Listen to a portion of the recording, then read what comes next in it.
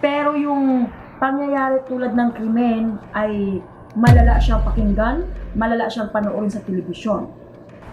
Ang kalamidad po naman, halos lahat naglandfall. Ang kinakalungkot ko lang dito sa vision ko kasi kung kailan merong kalamidad, saka sumasabay yung lindol.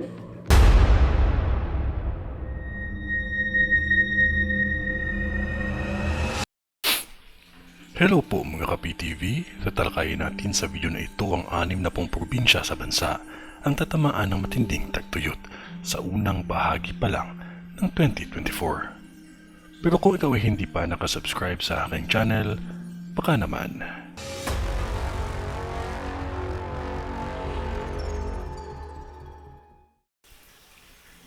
Anim na 45 na probinsya sa bansa ang dadanasin ng nakakabahalang epekto ng El Nino sa susunod na taon. Ito ay ang babala ni Renato Solidum na sekretary ng DOST sa kanyang meeting kay Presidente Marcos. Ayon sa kanya ay mahihirapan ang mga probinsyang ito pagpasok ng Pebrero sa susunod na taon dahil sa matinding tagtuyot at ito ay tatagal hanggang Mayo. Ang ibig sabihin lamang nito ay halos walang ulan sa loob ng 3 hanggang 5 buwan. Dagdag pa niya ay may 7 probinsya naman ang sasapitin ng 2 hanggang 3 buwan na madalang na pag-ulan.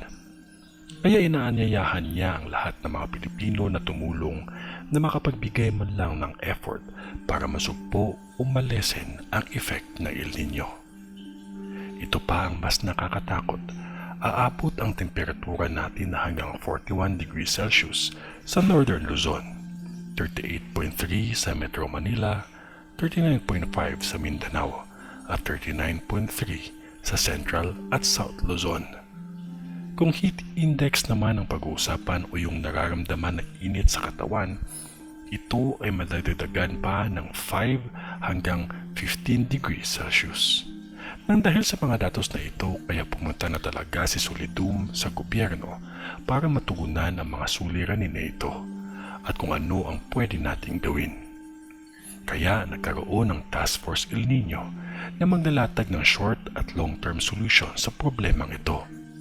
Pero ayon sa mga eksperto, hindi ito kaya ng ating gobyerno lamang.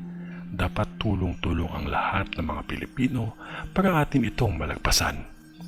Tandaan po natin na ganitong klaseng babala din ang sinabi ni Madam Rudy Baldwin sa ating mga magaganap sa susunod na taon. Kaya huwag kalimutan ang manalangin palagi.